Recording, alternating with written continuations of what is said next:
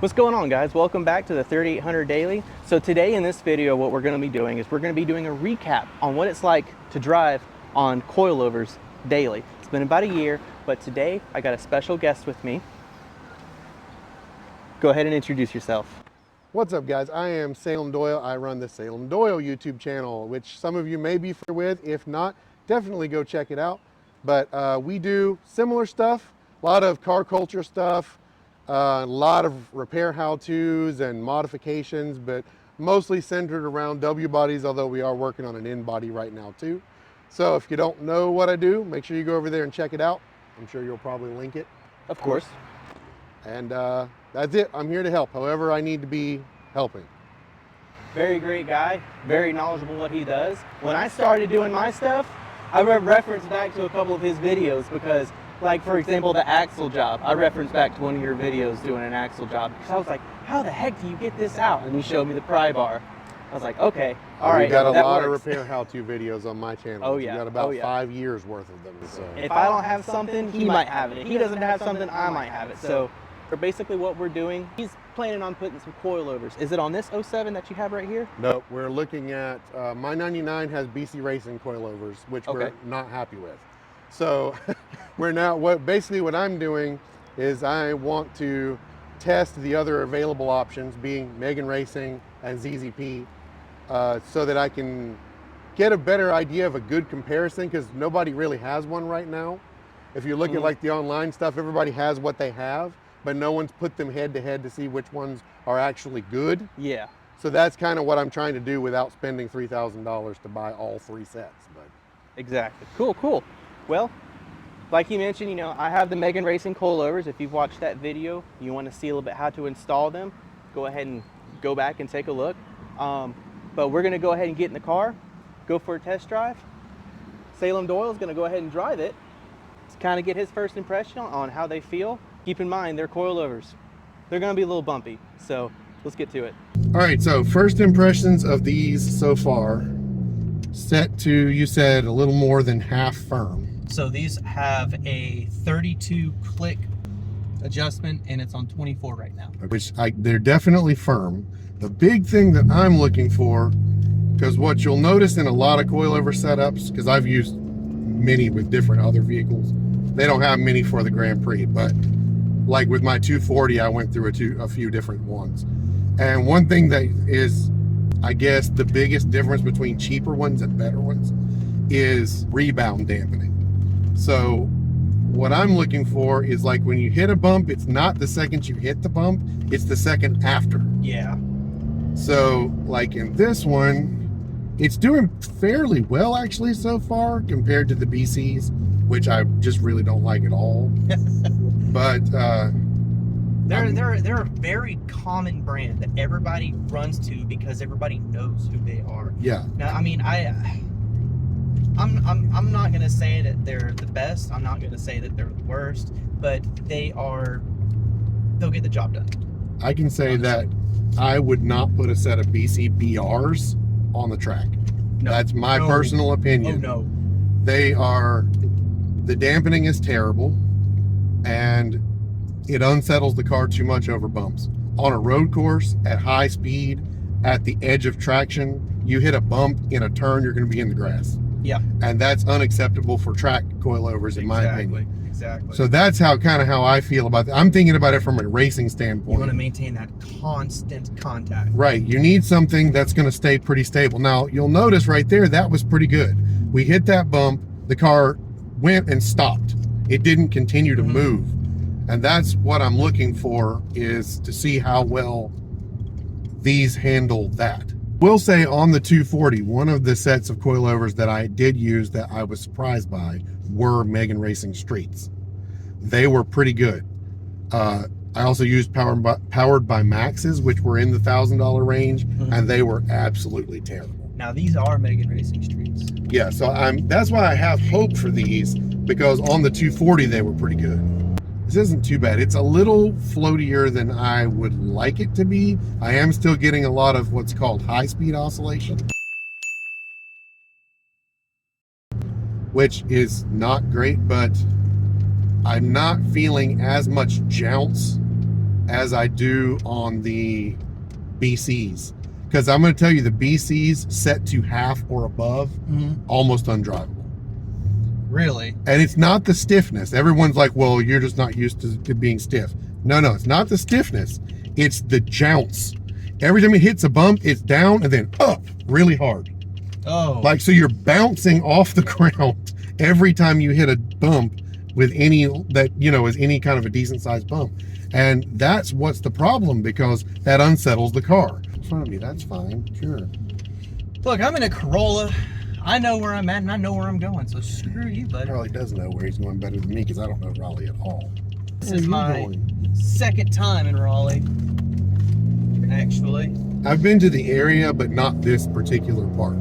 So far, at least on first impressions, I feel like these are a little better than the BCs.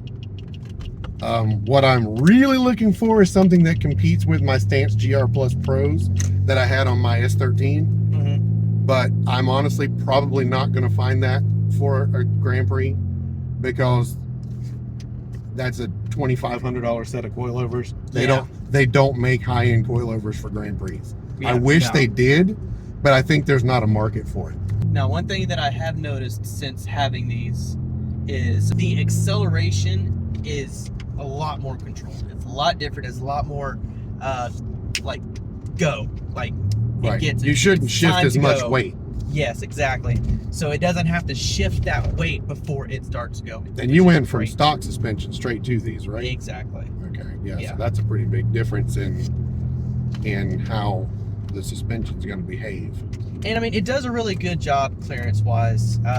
You know, I've got it to the point where I'm like this much away from my fender. You know, like, and it's not that they're tucked up in the car, but they're sitting just right as to where you get that aggressive stance, but at the same time, you're not sacrificing drivability.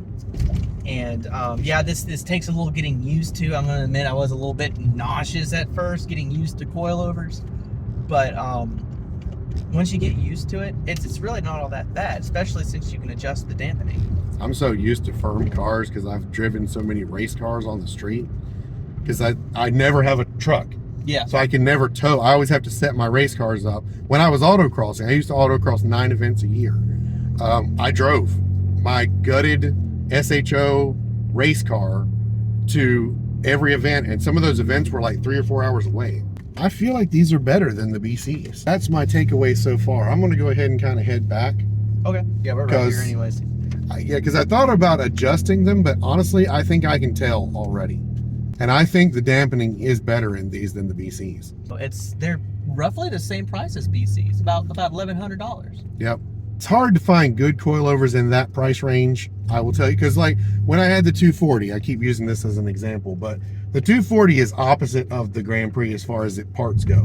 Where the Grand Prix, you've got maybe 1, 2 options. The 240, every part you need has 5,000 options, because every company in the world makes parts for S13. Yeah. So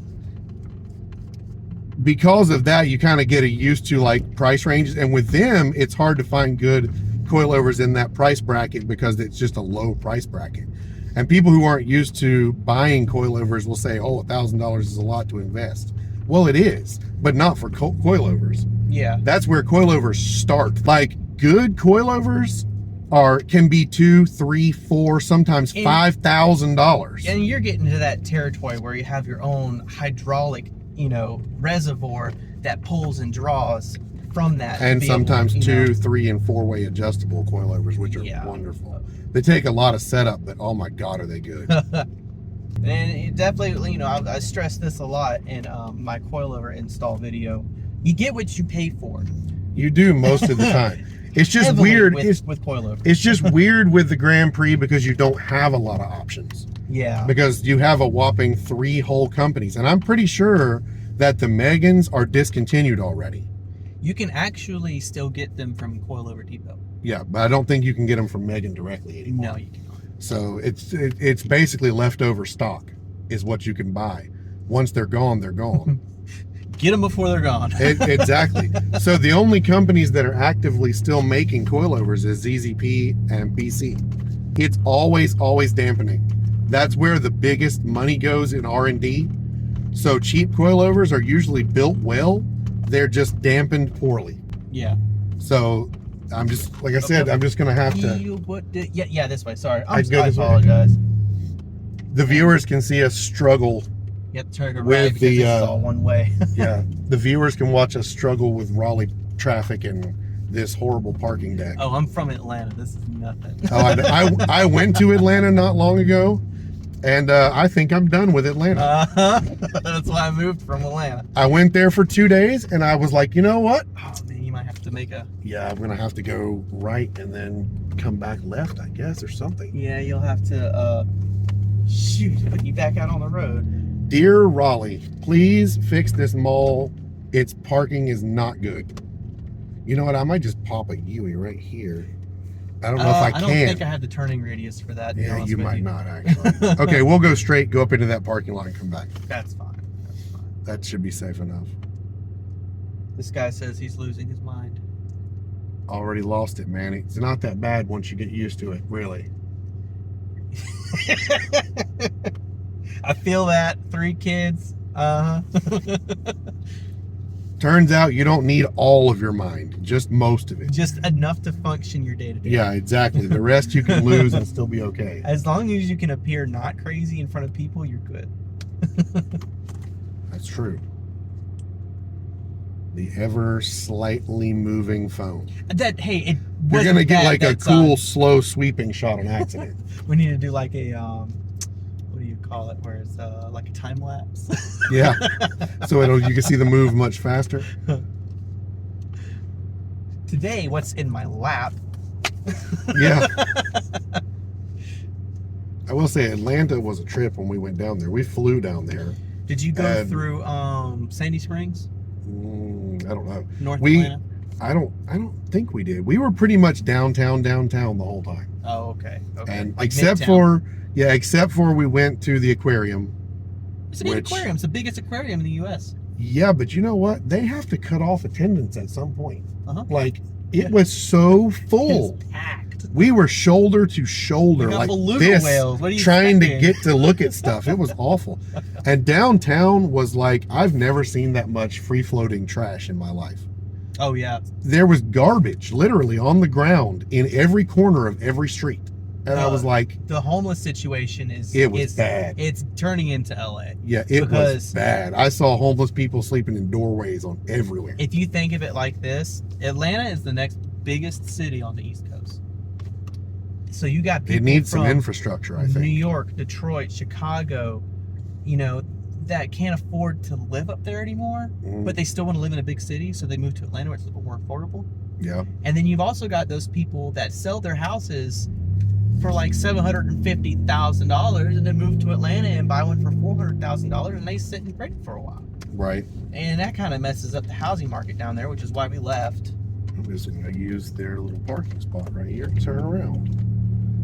But yeah, it was just crazy. I was like, you know what? I'm glad I came down. It was cool. We did a ghost tour. That was really fun. Y'all didn't go to Savannah. No, though I actually want to go to Savannah though. Because I've heard a lot of people say Savannah's nice. Oh, let me throw in and mention this real quick. When you install coilovers, Yep. Keep in mind of axle wobble. Oh yeah, yeah. Well, and honestly, and this is what I'll add to that, being a person who has set up a lot of race cars. Suspension angles in general are really important to make the suspension function the way it's designed to. Mm-hmm. So a lot of people are just thinking about how low can I physically get the car. But once the control arms, the tie rods, the axles, anything, once they're past parallel, they're functioning in reverse, if that makes sense. So instead of the control arm compressing and pushing the wheel out, it's pulling it in. Mm-hmm. So as much as everybody wants to be slammed on the ground because it looks cool and you can hard park and everyone will think you're like the coolest kid in town, it's actually not great for the car. No, Like, no, if you not want, at all. if you want to do track days, if you want to take the car to an autocross, something like that, and you want it to perform, you may have to leave it a little taller than what you would like it to be, And I feel like just to make it function. I feel like this is like the perfect stance for the Grand Prix to get that drivability and also hit those curves really easy. Well, it does feel pretty good, which is good. And also, you did get the axle wobble thing under control, right? Didn't you say that was for better? the most part? Okay, so I got a lot of criticism with that for doing the cradle spacers and the trans lower engine mount spacers at the same time, but I have a reason for that, and that's because I have such a hard time with clearance under the hood. Right. And That's another Grand Prix problem. You're Yes, fighting yes. hood clearance versus suspension geometry. So what I did installing both of those is I cut the installing the cradle spacers with the trans and lower engine mount spacers, cut that the height of those spacers in half, right.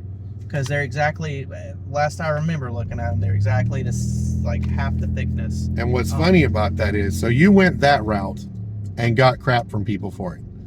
I went the opposite way. I did shorter dog bones instead of engine mount spacers. I did that too. And I did not do cradle spacers for suspension geometry reasons. And instead, I just put spacers in the hood, the old Honda thing. I did that too. They're still in And there. I put big spacers. But hey, I have hood clearance now. Now, so I do have the spacers. Mm. I do have the shorter dog bones. I do want to get the bullet ones though. And I do have the hood spacers. All of them are on. And I still have that little bit of issue with contact with my throttle body connector. Those superchargers are tall, man. Yes, they are. And they don't give you that much hood clearance in a Grand Prix to start with. Especially with that full stack on top of it.